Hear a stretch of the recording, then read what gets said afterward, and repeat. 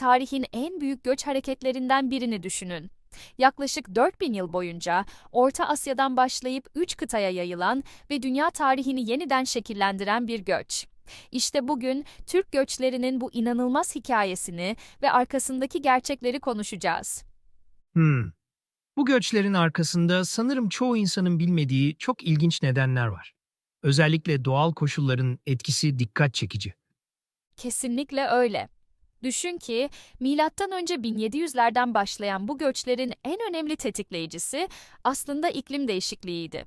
Orta Asya'da yaşanan şiddetli kuraklık dönemleri, özellikle yazları 45 dereceye varan sıcaklıklar ve kışın -30 dereceye düşen soğuklar, yaşamı neredeyse imkansız hale getiriyordu. Yani aslında günümüzdeki iklim göçlerinin bir benzerini yaşamışlar diyebilir miyiz? Tam olarak öyle.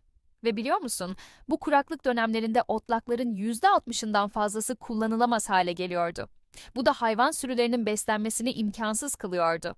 Peki sence bu doğal faktörlerin yanında başka ne gibi etkenler vardı? Özellikle Çin ve Moğol baskısının çok etkili olduğunu biliyoruz. Bu konuda biraz daha detay verebilir misin?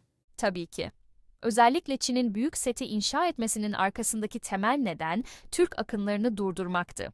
Düşünsene, 6000 kilometrelik bir duvar.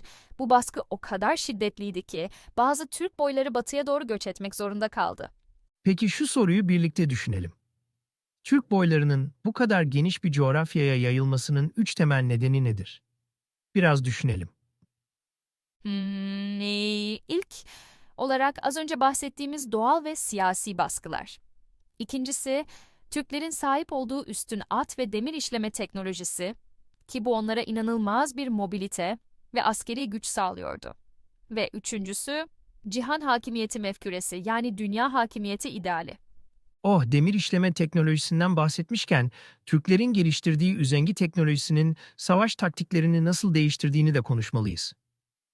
Evet, üzengi teknolojisi sayesinde atlı okçular at üzerinde 360 derece dönebiliyor ve tam isabet vuruş yapabiliyorlardı. Bu, dönemin savaş teknolojisinde devrim yaratan bir yenilikti. Ve düşün ki bu teknoloji daha sonra Avrupa'ya da yayıldı.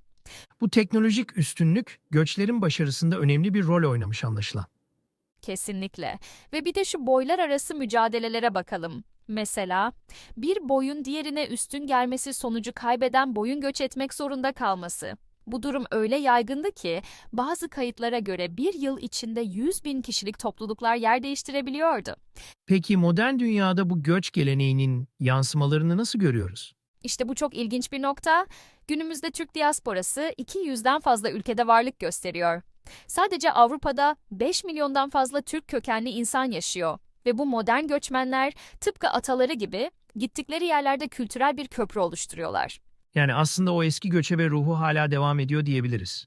Evet ve belki de en önemlisi bu göç geleneğinin bize öğrettikleri. Uyum sağlama yeteneği, farklı kültürlerle bir arada yaşama becerisi, zorluklarla başa çıkma gücü. Tüm bunlar o göç süreçlerinde edinilmiş ve bugün hala değerini koruyan özellikler.